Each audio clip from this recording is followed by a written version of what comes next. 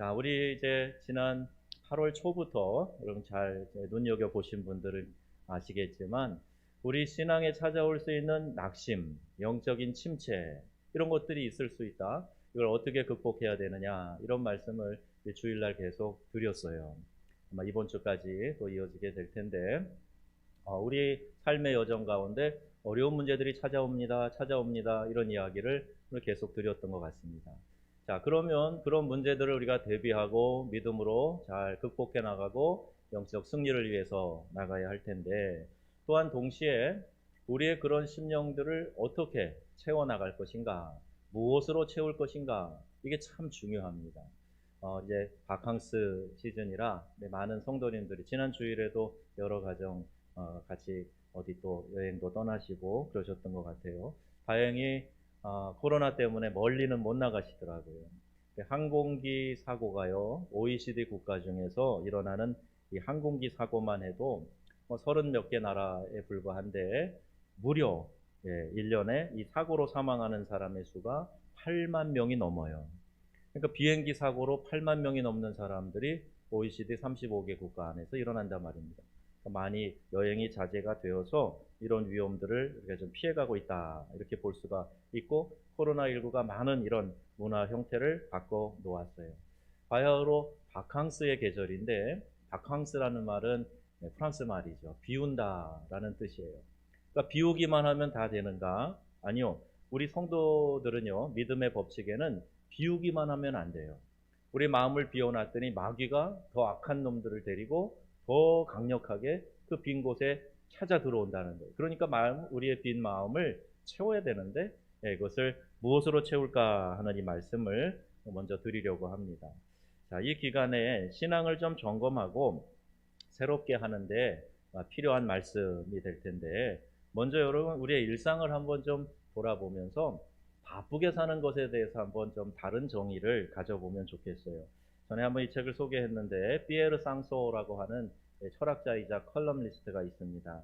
이 프랑스 분인데 이분이 쓴 책이 Du bon usage de la lenteur라는 제목의 책이에요. 느리게 산다는 것의 의미라고 번역이 되어 있는데 이 책에서 이런 말을 해줘요. 우리가 시간에 쫓기지 않기 위해서는 이런 일들을 좀 해봐라. 한가로이 좀 걸어보고 또 잘 이제 듣는 거, 자연의 소리를 듣고 또 이렇게 귀 기울여 듣는 거, 또 고급스러운 권태, 꿈꾸기, 기다리기, 글쓰기 이런 것들을 좀 해봐라 그래요. 제가 하나 더 추가한다면 멍 때리기 이것도 정신건강에 좋답니다. 이런 대회도 하고 그래요. 리차드 포스터라고 하는 이제 기독교 작가가 있는데 현대사회에서 그리스도인들의 세 가지 대적이 있답니다. 이게 뭐냐? 시끄러운 거예요. 시끄러운 거. 그 다음에 조급한 거. 또 혼잡한 거. 이와 같은 것들이 기독교 신앙을 대적하는 것들이랍니다. 너무 바쁘기 때문에 이 조급함을 가지고 살아가는 이 현대인들이기 때문에 주님과 동행하는 여유 있는 삶을 살아가는 데 있어서 큰 방해가 된다는 거예요. 여러분 어떠십니까? 저희 세대만 해도요, 우리 사역자들에게, 우리 목사님 바쁘셔. 그러면 그게 하나의 칭찬이었어요. 근데 지금은 생각이 다릅니다. 열심히 일한다는 뜻에서 바쁘다는 이야기를 하는데, 특히 저는 이 표현에 좀 민감해요. 바쁜 것도 좋지만, 무엇이 우선순위인가가 더 중요하고, 그리고 언제든지 시간을 내서 또 우리 성도들에게 꼭 필요한 일들, 또 제가 해야 될 가장 중요한 일들에 집중할 수 있는 그런 탄력성이 있어야 되거든요. 근데 무조건 바쁜 게 좋은 게 아니라는 이야기예요. 바캉스는요, 우리의 신앙의 차원에서도 선용할 수가 있는데, 여러분 이 기간에 정말 좀 느린 마음을 가지고 책장 서서히 넘겨가면서 하나님 말씀을 좀 깊이 음미해보는 그런 마지막 여름을 보내시면 좋겠습니다. 그 주님을 좀 깊이 여유 있게 한번 만나보시라는 거예요. 날마다 범위를 정해서 좀 성경도 읽어보고 또 몇 자가 됐든 간에 성경도 좀 써보고 이제 그렇게 신앙에 좋은 경건한 것들을 우리가 삶에 익혀보는 거, 이게 이 시간에 우리가 좀 여유를 가지고 가져봐야 될 때가 아닌가. 우리 교회도 그래요. 물론 코로나라 많은 이 지형이 바뀌었지만 보통은 교회에서 이제 8월 달까지는 조금 교인들이 숨 고르기를 많이 합니다. 이 기간에 우리가 그냥 손을 늘어뜨리고 쉬라는 게 아니라 좀 여유 있는 마음을 가지고 평소 안 해보던 일들도 해보고, 산책도 하고 주님과 대화도 해보고. 그러면 산책하면서 주님과 대화하기 재밌어요. 주님과 내가 이야기를 주고받으면서 이렇게 건의로 보기도 하고 한다는 거죠. 만약에 성경 읽는 거, 이 성경, 이것을 성경 공부로 생각하고 그러면 이 일 아니냐? 그럼 바캉스 때는 성경도 가져가지 말고 읽지도 말고 쉬어야 되는 거 아니냐? 아니, 그렇지 않아요. 성경 말씀은 우리가 특별히 우리 영혼의 뭐라 그래요? 양식이라 그러잖아요. 여러분 경험하셨죠? 놀 때는 더 잘 먹어야 돼요. 그래야 이제 노는 재미도 나고 힘도 나고 그러지 않습니까? 우리가 쉬는 기간에 그냥 손을 늘어뜨리고 있는 게 아니라 말씀으로 좀 채워야 되겠다. 그런 마음을 가지면 참 좋겠습니다.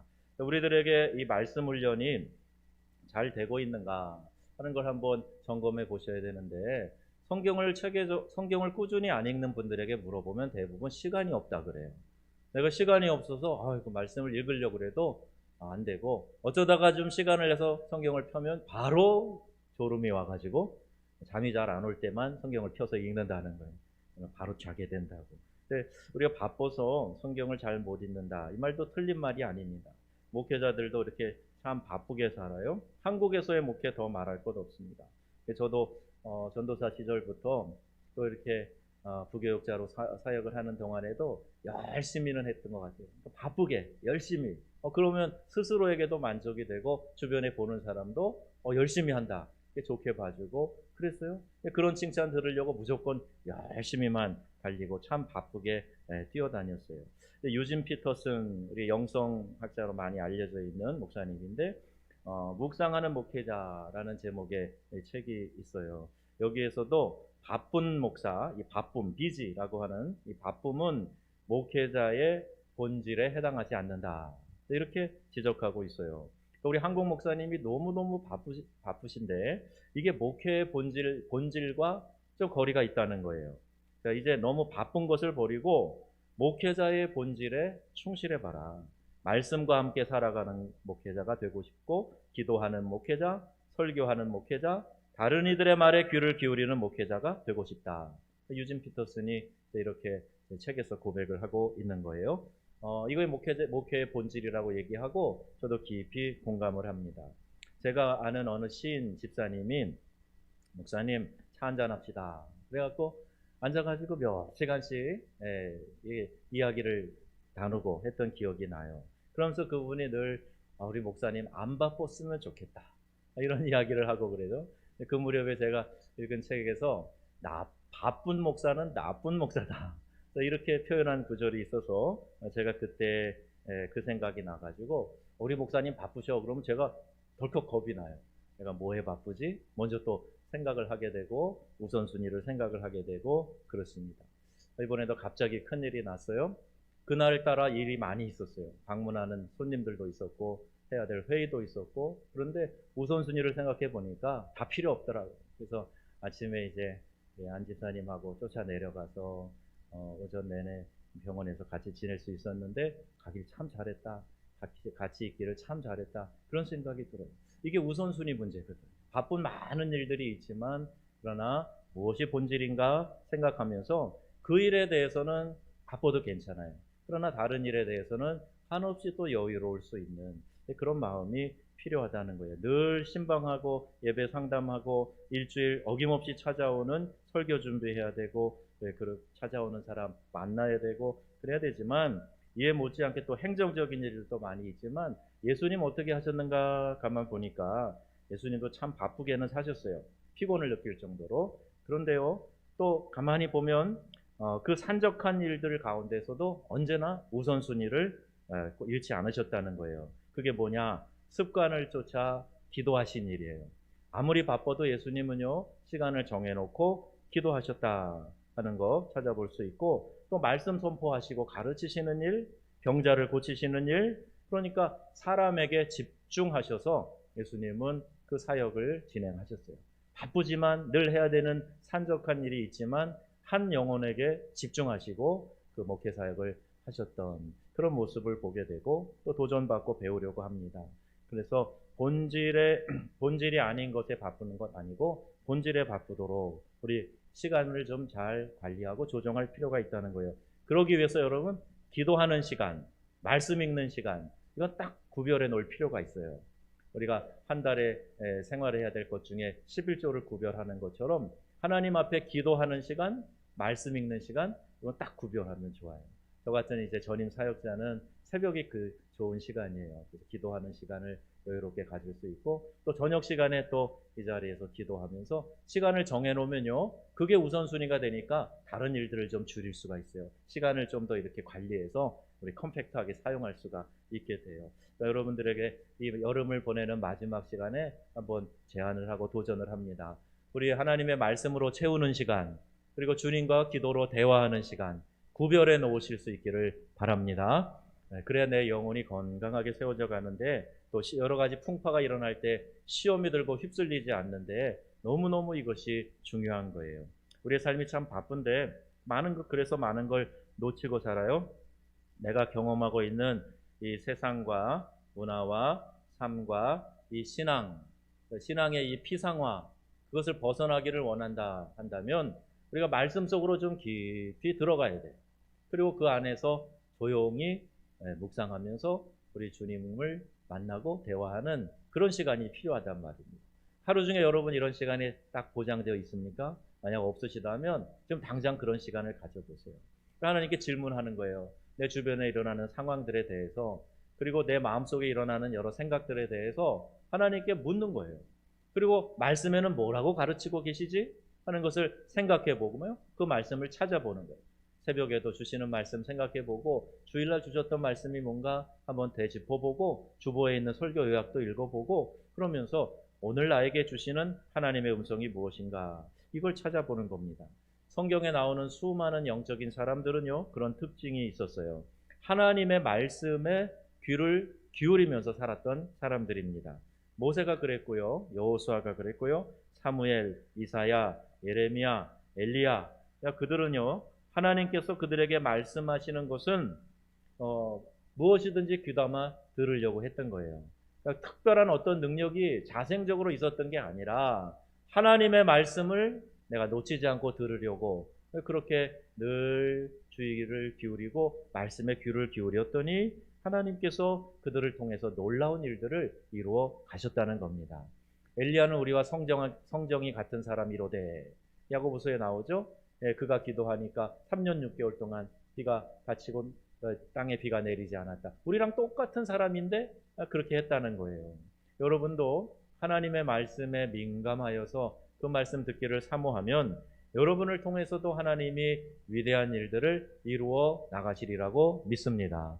중요한 건 듣는 거예요. 믿음이 거기서 난다 그랬죠? 로마서 10장 17절 말씀입니다. 함께 읽어볼게요. 믿음은 그리스도의 말씀으로 말미암았느니라. 아멘. 우리 안에 믿음이 견고하면요 웬만한 바람에도 흔들리지 않습니다. 시험이 두려운 것이 아니라 내가 믿음이 굳건하지 않은 게 문제인 거예요. 그러니까 어떤 시험이 와도 내 믿음이 견고하면 절대 흔들리지 않는데 그 믿음이 어디서 오느냐? 그리스도의 말씀으로 믿음이 온다는 거예요. 그러니까 여러분 안에 우리 주님의 말씀을 가득가득 채우시기를 바랍니다. 그러면 흔들리지 않는 믿음, 견고한 믿음 우리가 가질 수 있다는 거죠. 그래 좋은 신앙인 성숙한 믿음을 가진 사람, 분주함을 좀 내려놓고 내가 주님께로부터 들어야 되겠다 하는 마음을 가지고 주님과 대화하듯이 기도하고 또 말씀으로 내 심령을 늘 채우려고 하는 그런 노력이 우리에게 필요하다는 거죠. 시편 기자는 하나님의 말씀을 참 사랑했어요. 그 말씀을 주야로 묵상을 한 사람입니다. 말씀 묵상을 하니까 순종할 수 있는 능력이 그에게 부여되었던 거죠. 말씀을 잘 들으니까 우리가 무릎 꿇게 되고 또 말씀에 순종하는 데까지 나아갈 수 있게 되는 겁니다. 듣지 않으면 제대로 우리가 순종할 수가 없어요. 말씀이 들려져야 그 말씀 앞에 무릎 꿇고 말씀을 내가 따라갈 수 있게 되는 겁니다. 분주하고 복잡한 여러 가지 다른 소음들 이걸 다 차단하고 주님과 독대하고 있게 될 때 주의 음성이 우리 가운데 들려지는 역사가 있을 줄로 믿습니다. 하나님 말씀이 파고 들어오는 거예요. 그러니까 성경을 몇 번 읽었느냐, 얼마큼 읽었느냐, 이거보다 더 중요한 것이 뭐냐? 그 말씀이 나를 얼마나 사로잡고 있느냐, 이게 중요한 거예요. 그 말씀을 주야로 묵상하면서 말씀이 나를 이끌어 가는 대로 내가 순종하며 한 걸음 한 걸음 주의 말씀 따라가는 거, 이게 중요하다는 말이에요. 하나님의 말씀이 나를 이끌어 가시도록 내 자신을 맡기는 거죠.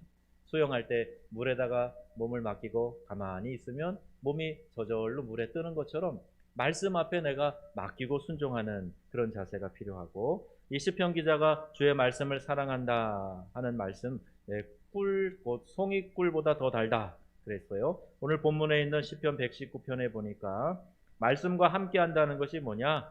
106절에 말씀을 그대로 지키는 것이다. 또 107절에 보니까 말씀대로 살아가는 거다. 110절에 떠나지 않는 거다. 그리고 112절에 말씀대로 행하는 것이다. 이렇게 가르쳐 주고 있습니다. 성경에는 우리가 어떤 일을 당할 때에도 너희가 환난을 당하나 두려워하지 말라, 내가 세상을 이기었노라 말씀하시잖아요. 그러니까 그 말씀을 붙잡고 아멘 하고 두려움 없이 담대해야 되는데, 내가 내 이 율법책을 주야로 묵상하고 그 가운데 기록된 것을 다 지켜 행하라, 그리하면 내가 형통하리라 말씀하시거든요. 그러니까 말씀을 주야로 묵상하고 말씀에 기록된 것을 지키기 위해서 노력할 때 우리의 삶에 하나님 주시는 형통이 있다. 이렇게 가르쳐주고 있어요. 그걸 머리로만 이해하는 것이 아니라 내 가슴에 담고 언제든지 그 말씀 내 삶에 적용하고 실천해야 된다는 거예요.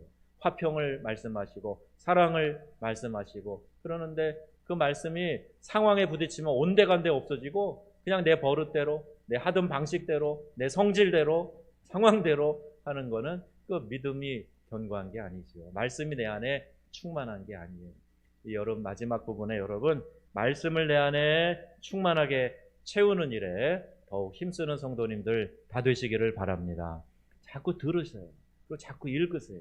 그 손에 성경, 쪽복음으로 된 성경이라도 자꾸 들고 다니세요. 그래서 말씀을 내 안에 채우는 그런 역사가 있어야 됩니다. 그리고 이 말씀을 전하는 데에도 권세가 나타나요.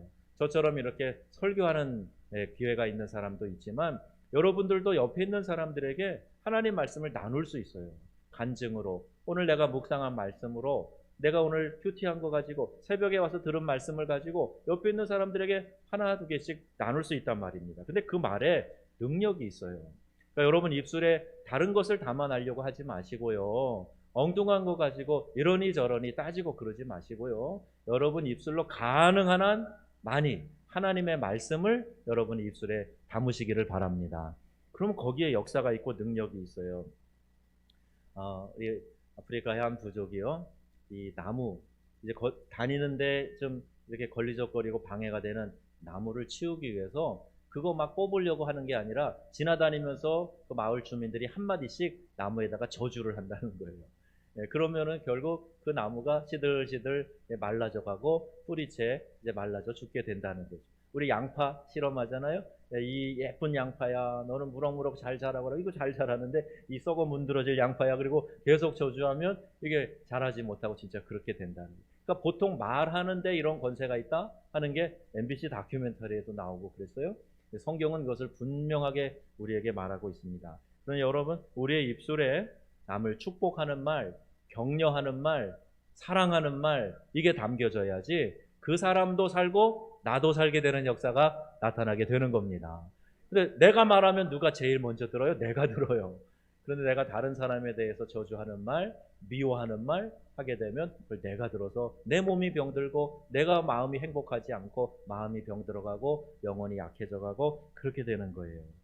1800년대 초반에 덴마크에 한 어린아이가 있었는데 글을 늦게 배워가지고 11살이나 되어서 비로소 이제 글을 좀 쓰게 됐대요. 근데 글 쓰는 거를 참 좋아해가지고 이걸 썼다고 주변 사람들에게 보여주고 그러는데, 어느 날 동네 아줌마가 보더니 야, 이걸 글이라고 썼냐? 이거 읽는 거 나 시간만 낭비했다. 차라리 다른 일을 할 걸 그랬구나. 이런 이야기를 아이한테 한 거예요. 아이가 실망이 돼가지고 엄마에게 와서 그 이야기를 전했는데, 엄마는 아니야, 너는 참 아름답고 훌륭한 꽃으로 피어날 건데 아직 꽃봉우리가 맺힌 것에 불과해서 그래. 이게 언젠가는 피어나게 될 때 사람들이 너의 가치를 알아줄 거야. 이렇게 아이를 격려를 했다고 그래요. 이 미숙한 꼬마가 후에 위대한 작가가 되는데 그 작가가 누구냐? 안데르센이에요. 안데르센 동화 여러분 많이 읽으셨지 않습니까? 제가 한 6년쯤 전에 6년 좀 더 되는 2015년 8월에 저희 가서 찍은 사진. 안데르센 동상이에요. 수많은 사람들이 찾아와서 기념사진 찍는 곳이에요. 덴마크 코펜하겐에 있는데 그러니까 누군가의 가치를 인정해주고 너 잘 될 거야 축복해주고 했더니 결국 그 격려를 먹고 그렇게 잘하게 됐고 결국 그 꿈대로 훌륭한 작가가 됐다는 거예요. 여러분 이 세상에서 가장 높이 평가되면서도 가장 적은 비용이 드는 게 뭐냐? 그게 뭐냐? 그 선물이 바로 격려라는 거예요. 이 한마디가 아주 놀라운 선물이 된다는 겁니다. 물질적으로도 격려할 수 있지만 말 한마디의 격려를 통해서도 한 사람이 실족하기도 하고 일어서기도 하고 이런 역사가 나타나기 때문에 여러분 비타민 건강을 위해서 이것저것 건강 보조식품 또 많이 드실 텐데 그 비타민 하나 먹는 것보다 칭찬과 격려의 말 한마디 듣는 게 더 힘이 날 수가 있어요. 여러분 서로 칭찬하고 격려하는 성도님들 다 되시기를 부탁합니다. 롤프 가복의 책 소개했죠. 하루에 한 번 자녀를 축복하라. 자녀들에게도 이 중요한 선물, 이 축복권을 사용하라는 거예요. 박필이라고 하는 분이 쓴 책인데 제가 오래전에 읽은 책인데 당신의 말이 기적을 만든다. 이런 제목의 책이에요. 그러니까 실제로 내가 뱉어낸 말 때문에 그 결과 열매가 나에게로 돌아오는 거예요. 그러니까 여러분 그걸 기대한다면 어떤 말을 해야 되겠어요? 말은 씨앗을 심는 것과 같습니다. 그러니까 어떤 씨앗을 심느냐에 따라서 그 결과가 열매가 어떻게 나오느냐가 결정된다면 어떤 말을 심어야 되겠습니까? 여러분 우리 입술에 권세가 있다 하는 것을 아셔야 돼요. 요한복음 1장 12절에 하나님의 자녀가 되는 권세를 주셨다 그랬는데 우리가 창조주 하나님을 아버지라고 부르는 자녀란 말이에요. 그러니 믿지 않는 사람의 말에도 어떤 능력이 있다면 예수 믿는 사람, 하나님의 자녀된 우리들에게 말의 권세가 없겠습니까? 여러분 기대하는 대로 선포하시기를 바랍니다. 되기를 원하는 대로 여러분 입술로 선포하시기를 바라요. 상대방을 위해서 걱정한다고 좋은 말을 하지만 염려의 말을 해요. 왜 그랬느냐고 말을 해요. 그러면 좋은 결과를 기대하는 게 아니에요. 정말 좋은 결과를 기대한다면 격려해주고 잘한 것에 대해서 이야기하고 또 좀 실수를 했더라도 괜찮아. 다음에 잘하면 되지. 이렇게 용서하고 용납해주고 그러면 그 사람이 더 훌륭하게 잘 될 수 있고 그 칭찬과 격려를 해주는 나도 행복해질 수 있다는 거예요. 저도 여러 번 이런 시험과 도전에 직면합니다. 제 MBTI 유형이 엄격한 관리자형이에요. 그러니까 관리자가 뭐예요? 이것저것 그때그때 사안사안마다 다 이렇게 평가하고 관리하고 잘한 건 잘했고 못한 건 못했고 이런 스타일 아닙니까? 그러니까 나도 괴로울 때가 많아요. 몇 번 이렇게 돌아보니까요. 내가 말을 아끼고 또 이렇게 말하려고 했다가 좀 돌려서 좋게 말하고 그랬을 때가 훨씬 더 좋은 결과를 맞이하게 되더라 하는 겁니다. 여러분 우리가 심는 대로 이런 결과를 맞이한다 하는 걸 기억하시면서 여러분 우리 입술에 어떤 말을 담아야 될까 하는 것을 늘 생각하고 하나님이 기뻐하실 일, 또 그것이 자라서 열매를 맺게 될 때 아름답고 달콤한 열매로 우리에게 다가올 일들, 이와 같은 것들을 우리 입술로 선포하는 삶이 되어야 할 것입니다. 사람을 살리고 내 영혼을 부욕해 하고 강건하게 하고 상처를 치유하고 또 심령의 기쁨과 능력으로 충만하게 회복시켜주는 그런 말을 여러분의 입에 담으시기를 바랍니다. 그리고 사람들에게 그렇게 선포하시는 거예요. 우리의 입의 말이 중요하다. 민수기 14장 28절에 말씀하죠. 함께 읽어보겠습니다. 너희 말이 내 귀에 들린 대로 내가 너희에게 행하리니. 아멘. 야고보서 3장 10절 말씀에도요. 한 입으로 찬송과 저주가 마땅치 않다. 또 감사와 불평을 같이 말할 수 없다. 이렇게 말씀하고 있어요. 자, 우리는 이 세상에서 하나님의 말씀을 드러내야 하는 존재입니다. 그리스도인들이요, 이 말씀이 떨어진 곳에서 하나님의 역사가 나타난다 하는 사실을 믿고 믿음으로 선포하는 말을 해야 하는 것이에요. 그래야 그 자체에 말씀의 능력이 있기 때문에 그것이 자라서 귀한 열매를 우리 가운데 나타내 주는 겁니다. 여러분, 말씀이 그 시대와 문화의 옷을 입고 우리에게 전달되는데 설교도 그런 것이에요. 쓴 한약도요, 몸에 좋으니까 먹자. 그리고 잘 먹는 사람이 있어요. 한약도요. 우리 아이들 막 콜 맞고라도 먹어요. 그런데 염증이 있어서 이거 고치기 위해 꼭 먹어야 되는 약이 있는데 그거 안 먹으려고 그래요. 그러니까 이제 캡슐에도 싸고 달게도 만들고 그래서 항생제도 먹이고 그러는 거 아닙니까? 어릴수록 단 것만 찾아요. 쓴 거 잘 안 먹으려고 그래요. 하나님의 말씀이 내게 부딪혀서 나를 찌르고 아프게 하거든. 아, 이 말씀이 나에게 양약이 되어서 나를 고치시고 자라게 하실 거구나. 이런 기대를 가질 수 있어야 합니다. 여러분, 말씀을 더 깊이 사모하는 그런 기회가 되실 수 있기를 바랍니다. 주의 말씀이 내 발의 등이요 내 길의 빛이다. 이렇게 말씀하고 있어요. 사람들이 나를 박해하는 곳에서도 나는 하나님의 말씀을 따라 살아가고 싶다. 이렇게 고백하고 있습니다. 어떤 삶의 현실에서도 하나님의 말씀을 여러분 굳게 붙잡으시기를 바라요. 그리고 하나님께서 여러분 마음에 주시는 음성, 들려주시는 음성 여러분이 귀담아 들으셔서 오늘 하나님이 주시는 위로와 용기가 여러분의 심령 가운데 가득하시기를 바랍니다. 주의 말씀을 손에 붙잡으세요. 또 이 마지막 여름에 실내에 있기 좋잖아요. 막 더운데 또 코로나19 때문에 긴장도 되는 상황에서 막 다니시려고만 하지 말고 조용한 시간을 가지고 좀 서늘한 곳에서 성경을 피세요. 그리고 말씀을 평소와 다르게 좀 깊이 읽으시면서 하나님이 여러분의 마음 가운데 무슨 말씀을 해주시는가 묵상하시고 그 말씀으로 여러분의 심령을 가득히 채우시는 이 복된 여름의 말미가 되기를 주님의 이름으로 축원합니다. 아멘.